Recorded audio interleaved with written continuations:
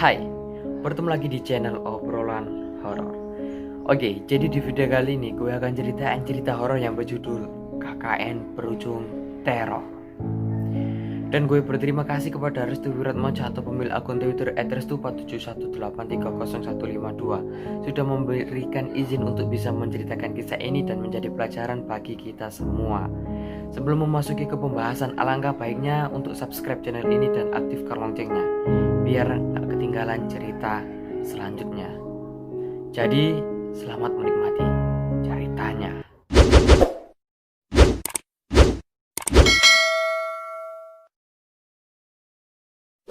Saya awali dengan membaca bismillah. Semoga apa yang saya bacakan ini menjadi pelajaran bagi kita semua.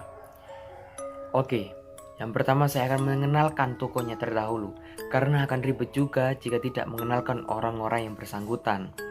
Untuk nama kampus dan tempat, saya akan rahasiakan serahasia mungkin. Saya juga akan menggunakan bahasa yang lebih mengena dari para pembaca di sini atau para pendengar di sini. Total ada 8 orang yang mengikuti KKN di sebuah desa daerah M di Indonesia. Yang pertama ada Michelle, yang kedua ada Brian, yang ketiga Justin, keempat Elizabeth, kelima Rahma, keenam Jordan, ketujuh Lisa, dan ke-8 Regina. Jadi ada 8 yang mengikuti KKN. Mereka berdelapan melakukan KKN yang jaraknya tidak terlalu jauh dari kota, namun juga berdekatan dengan di gereja. Karena daerah tersebut juga terdapat gereja, yang mana gereja tersebut sangat aktif akan jemaahnya. Walaupun begitu, desa ini sangat terkenal akan peraturan ketatnya, karena mayoritas di sini sangat agamis.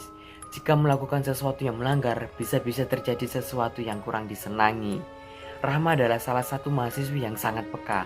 Walaupun begitu, dia sangat pendiam dan tak ingin memberikan apa yang sebenarnya dia lihat ketika memasuki gerbang desa itu sendiri. Rahma hanya ingin menceritakan pada satu orang, yaitu Michelle. Berhubung mereka sangat akrab, Rahma menceritakan apa yang dia lihat ketika memasuki gerbang desa itu. Michelle, aku ndelok mayat gletakan nang dalan. Mayat kuwi campuran wong pribumi kali wong Blondo. Dalam bahasa Indonesianya itu seperti ini. Michelle, aku melihat mayat berserakan di jalan. Mayat itu campuran orang pribumi dan orang Belanda, ucap Rahma. Michelle paham apa yang dilihat oleh Rahma. Dia cukup tahu keseharian Rahma karena Michelle lah orang terdekat Rahma. Bisa dibilang mereka berdua ini adalah TTM, teman tapi mesra. Mereka berdelapan memasuki desa tersebut. Di sana mereka disambut oleh bapak atau pendeta Albert dan seorang suster yang sudah lanjut usia bernama Suster Margaret. Karena tempat itu mayoritas Kristiani, tidak aneh jika rumah yang akan ditempatinya berdekatan dengan gereja.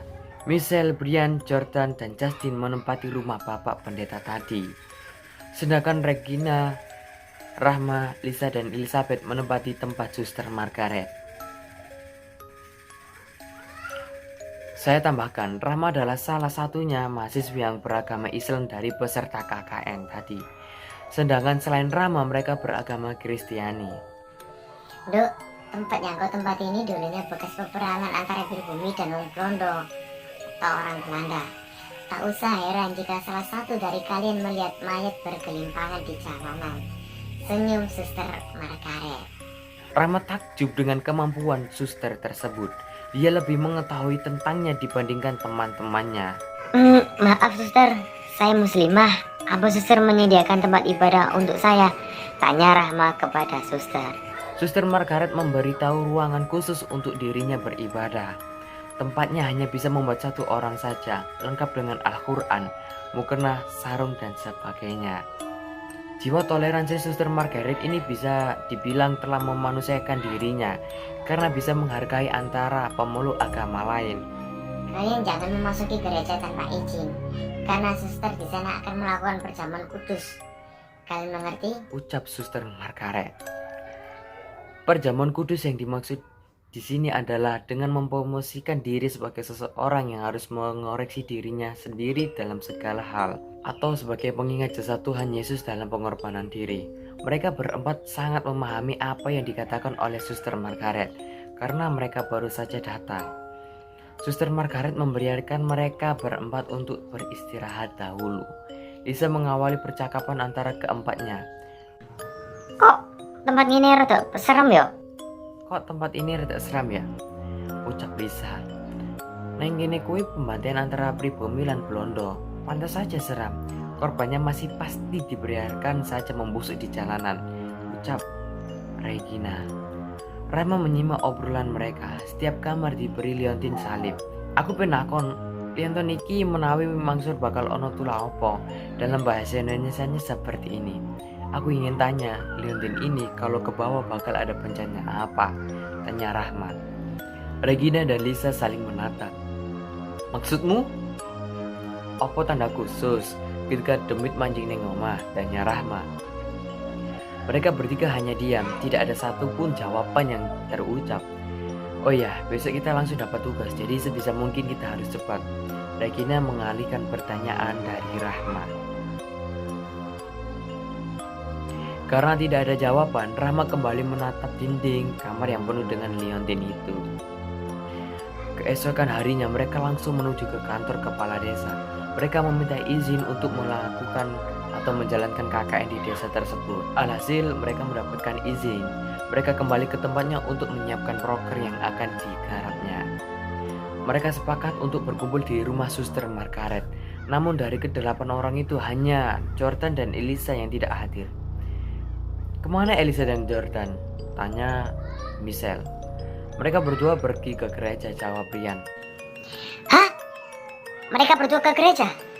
Bukannya Suster Margaret sudah melarang kita untuk ke sana? Tanya Lisa. Susul wong kuwi. Dalam bahasa Indonesianya jemput orang itu. Ketika Lisa dan Brian ingin menyusul, mereka berdua sudah ada di depan pintu. Loh, nembe anjok. Dalam bahasa Indonesianya seperti ini. Loh, baru datang, ucap Justin. Ono apa? Tanya Jordan. Loh, kok balik nakon? Habis kemana kalian? Tanya Michelle. Lah udah urusanmu, jawab Jordan. Gereja kui ditutup. Suster Margaret melarang kita semua untuk memasuki gereja, ucap Michelle. Aku cuma jalan-jalan aja kok, ucap Jordan. Dasmu, kau pikir kami tidak tahu kalian berdua di hari pertama saja sudah melakukan kesalahan? Jawab Michelle. Loh terus, pengenmu apa? Gelut, wani pora? Hah? Jordan menantang Michelle untuk berantem. Suasana semakin memanas ketika si Elisa langsung menuju ke kamar. Oi, Elisa nopo? Tanya Rahma. Ndelok Elisa kabur, kalian berdua habis ngapain di gereja? Hah? Tanya Michelle.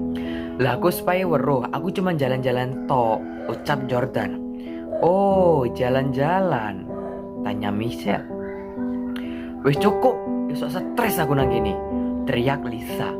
Jordan masih menatap wajah Michelle dengan kesal. Rama, kowe karo Regina pergi ke kamar. Kalian semua laki-laki balik ke tempat kalian. Proker kita hari ini dibatalkan dulu, ujar Lisa. Jordan langsung menggebrak pintu dan menuju rumah bapak. Hari pertama mereka melakukan proker gagal. Mereka kembali ke tempatnya masing-masing. Elis, kamu kenapa? Cerita sini, ucap Rahma. Rapopo ma, jawabnya sambil menangis. Regina memberikan air minum kepada Elizabeth. Ngebese, minum dulu.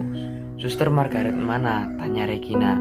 Aku rawero, aku tidak tahu, jawab Elisa. Kamu tadi ke gereja kan? Tanya Rama.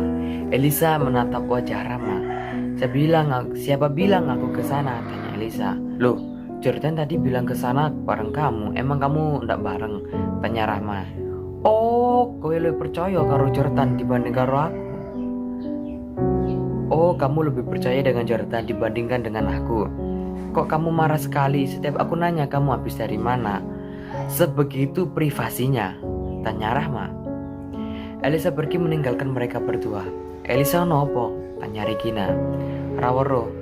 Mereka tidak menyadari bahwa tempat yang ditempati mereka ini adalah sangat sakral. Karena saking sakralnya, apa yang pernah ditanyakan oleh Rahma mengenai liontin terbalik itu terjadi. Malam harinya mereka berencana menemui Michelle untuk mengambil arsip.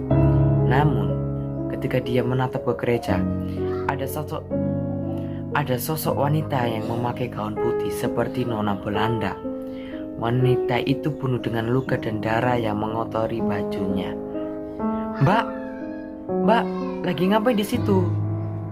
Tanya Rama. Sosok itu berlari dan masuk ke dalam gereja. Padahal tidak boleh ada yang memasuki ke gereja. Rama mengejar sosok itu. Dia tanpa sengaja memasuki ke gereja untuk mengejar gadis bergaun putih itu. Aku seperane, aku bisa mancing nang kene, Suster Margaret. Bapak, aku tidak ada niatan sekalipun mau ke sini. Tapi aku ingin tahu siapa wanita itu, ucapnya dalam hati.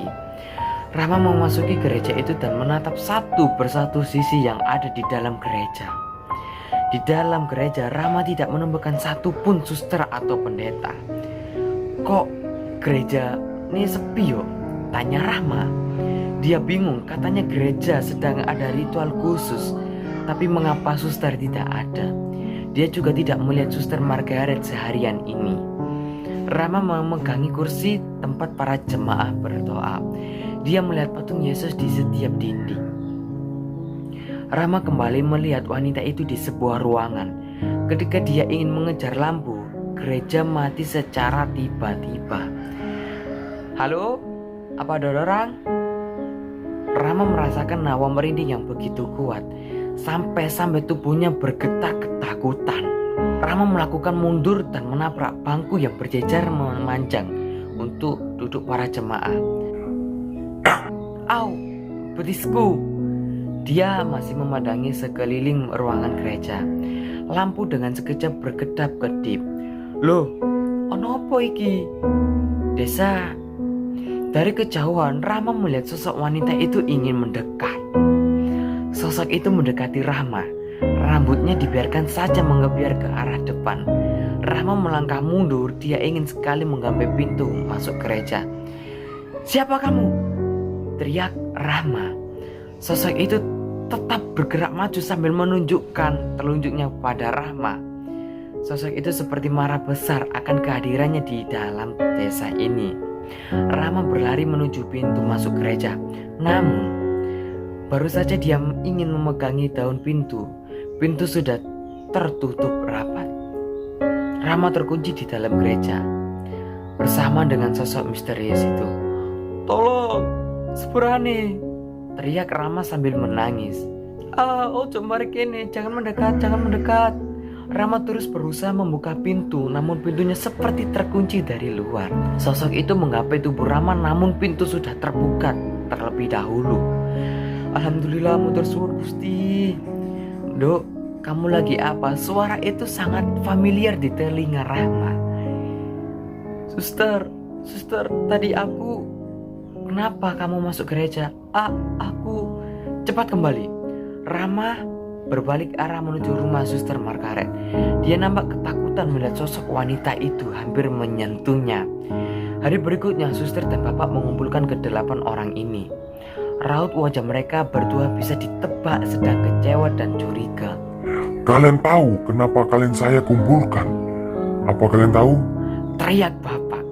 Mereka hanya terdiam, nada bicaranya yang tinggi dengan logat Jawanya yang kental. Bapak sangat ditakuti ketika sedang marah. Kowe kabeh wis gawe kesalahan yang desa iki. Warga gaib wis jebol. Kalian semua sudah melakukan kesalahan di desa ini. Pagar gaib sudah jebol. Rama menjadi sasaran utama yang diungkapkan oleh bapak. Kowe nduk, kowe wis gak iso disalahkan, mutlak nang ora iso digantike. Kamu yang sudah membuat kesalahan mutlak yang tidak bisa digantikan. Jelas bapak. Pak, aku ra maksud ngono, ucap halus Rama. Bukankah kalian sudah dilarang untuk memasuki gereja? Mengapa kalian melakukan? Teriak bapak. Pak, aku kepaksa mancing nang kono.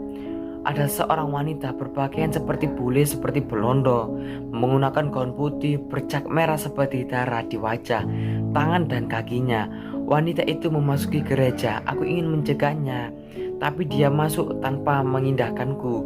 Tapi ketika aku masuk, wanita itu berubah menjadi sosok yang menyeramkan. Dia hampir saja menyentuhku, ucap Rama. Bapak dan Suster Margaret saling menatap. Mereka berdua seperti mengetahui apa yang dimaksud oleh Rama. Siapa yang kamu maksud, Dok?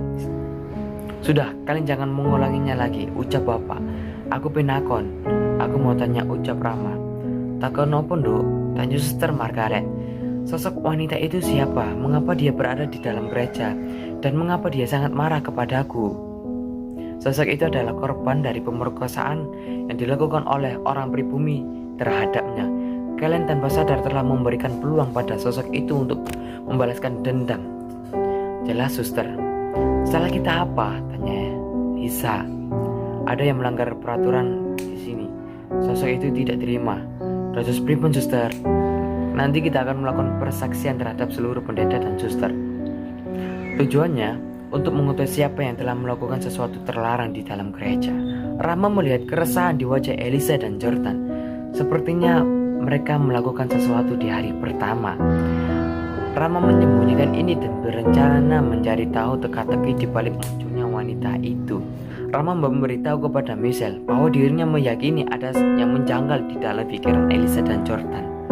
Rama masih menyembunyikan ini dan berencana mencari tahu teka-teki di balik munculnya sosok wanita misterius itu.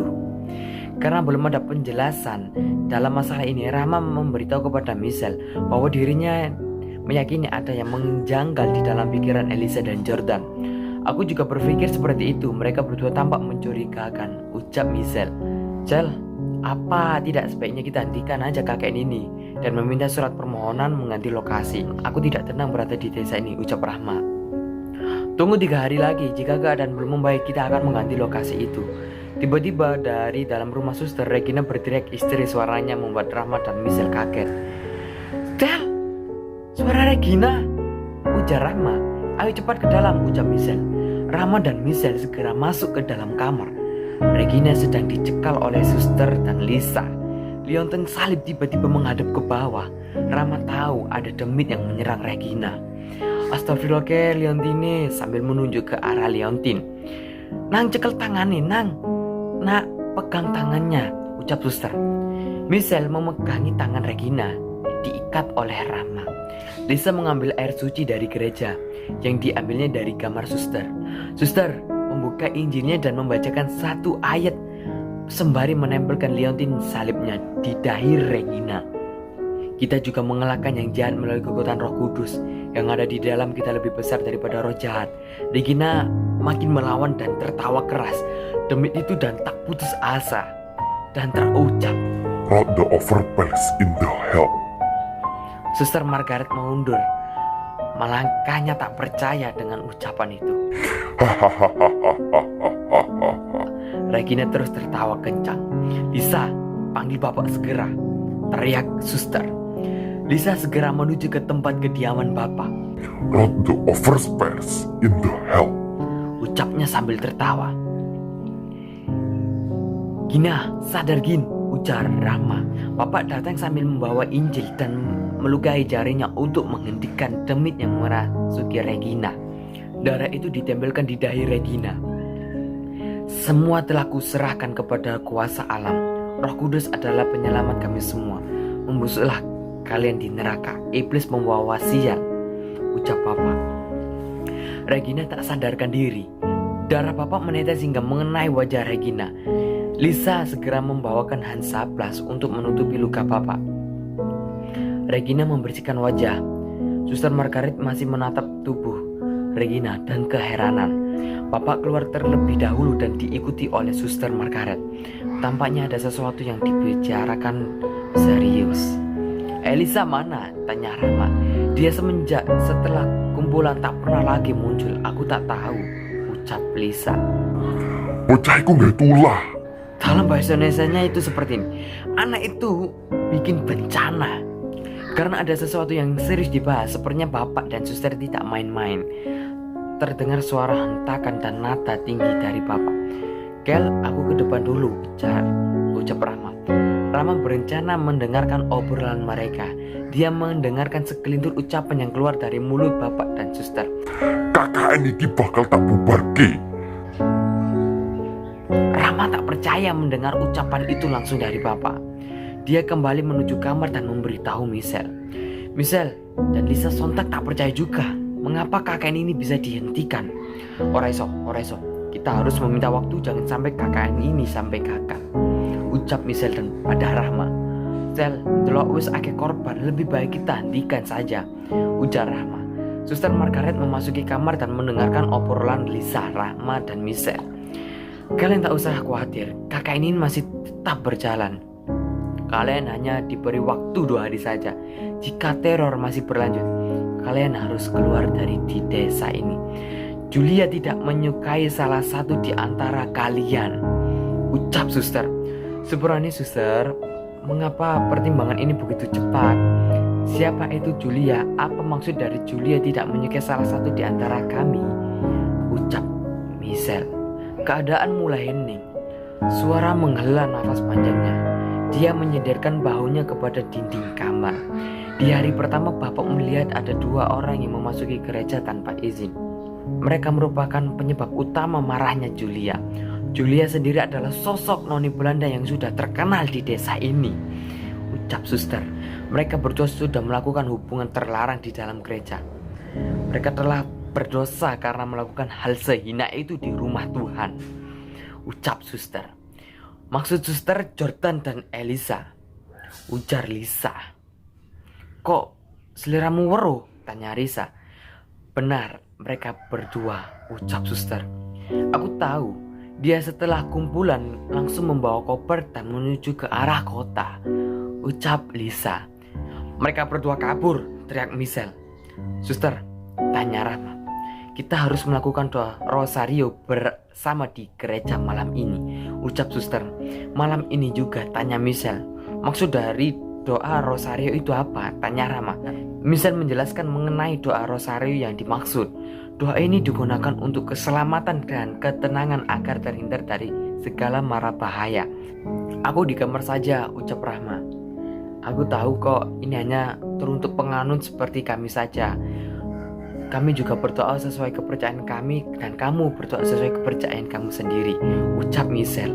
Suster Margaret agak resah ketika mendapat kejadian yang kurang mengenakan ini. KKN yang semula diharapkan memberikan sesuatu yang terbaik untuk desa ini, kini menjadi KKN yang berujung teror. Malam harinya mereka menuju ke gereja untuk melakukan doa rosario. Dibantu dengan suster lainnya diharapkan bisa diperlancar. Sedangkan Rama dia berada di rumah suster untuk melaksanakan sholat hajat serta membaca Al-Quran. Posisi Jordan dan Elisa kala itu sudah hampir setengah perjalanan. Mereka berdua merasakan kejanggalan ketika menaiki bus yang mereka tumpangi. Bus itu seperti sangat lamban dan seluruh penumpangnya hanya berdiam sambil menunduk kepalanya menghadap ke bawah. Aku pengen cepat pulang, aku ra kuat nangkin, aku wedi, ucap Elisa. Aku tahu, aku juga sama. Ini bukan terjadi kepada kamu, tapi aku juga. Mereka sangat ketakutan yang tak berkunjung hentinya, jawab Jordan. Mereka berdua tampak resah dan tak ingin kembali menuju tempat itu. Kondektur bus menghampiri mereka sembari memberikan surat. Ini apa Thomas? Tanya Jordan. Kondektur itu tidak menggubris atau tidak menjawabnya. Dia tetap berjalan ke arah supir sambil menyeret satu kakinya. Kondektur kui pincang dan tanya Elisa. Nggak tahu itu surat apaan? Tanya Jordan. Elizabeth membuka surat yang diberikan kondektur itu pada Jordan. Hanya dengan membuka surat saja Elisa sudah histerias ketakutan. Dia menjatuhkan surat itu tepat di bawah kaki Jordan. Kamu kenapa? Ada apa? Tanya Jordan. Surat kui, ucap Elisa. Kenapa? Tanya Jordan. Pesan kematian, ucap Elisa sambil menutup mulutnya. Jordan membaca surat itu dan membukanya. Hah? Dia langsung menatap sekelilingnya. Ternyata yang ditumpangi adalah Ternyata yang dia tumpangi adalah bus yang mengantarkan para penumpangnya kepada sebuah tragedi, kecelakaan beberapa tahun silam. Jordan berdiri dan mencari jalan keluar untuk bisa kabur. Namun para penumpang di sini sudah berdiri terlebih dahulu. Tidak, aku ingin pulang. Jangan ganggu aku, teriak Jordan. Elisa hanya bisa memegangi tangan Jordan sambil menatap sekelilingnya yang penuh dengan korban kecelakaan yang pernah terjadi puluhan tahun silam. Korban itu campuran dari warga pribumi asli dan orang-orang Belanda. Pantas saja Jordan dan Elisa agak bingung kenapa beberapa penumpang pakaiannya mirip dengan orang-orang zaman dulu, serta beberapa orang warga asing yang ikut serta menaiki bus tersebut. Kudu piye iki? Dan harus gimana ini Dan? Tanya Elisa. Jordan langsung menarik tangan Elisa dan berlari ke arah belakang bus.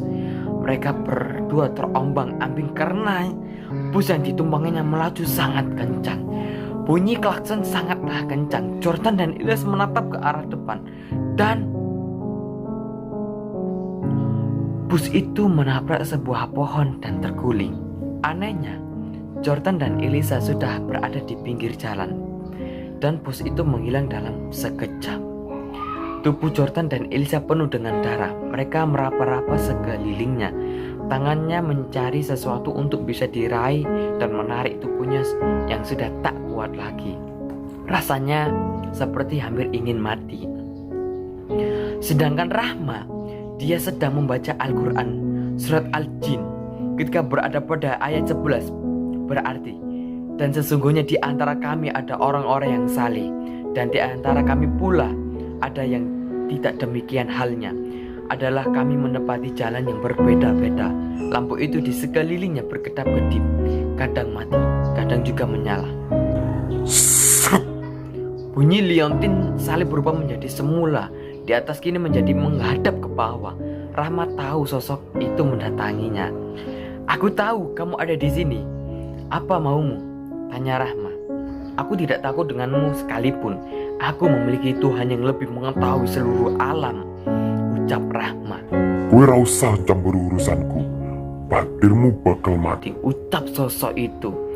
"Kamu tidak usah mencampuri urusanku. Temanmu akan mati. Aku berlindung pada Tuhan dari godaan setan yang terkutuk," ucap Rahma dalam hati. Sosok itu mengganggu Rahma. Dia menjatuhkan segala hal, segala sesuatu yang ada di kamarnya, seperti koper, buku-buku, dan peralatan lainnya. Rahma memejamkan matanya sambil memutar-mutari tasbihnya. Barang-barang yang terjatuh itu menimpa tubuh Rahma. Koper dengan ukuran besar mengenai kepalanya. Rahma pingsan sambil memegangi tasbih di tangannya. Lain hal dengan Bapak dan Suster Margaret. Mereka langsung berlari dan menghadap patung Yesus. Michelle, Brian, Justin, Regina, dan Lisa mengikuti dari belakang sambil memegangi salib mereka masing-masing. Doa rosario mereka mulai dibacakan.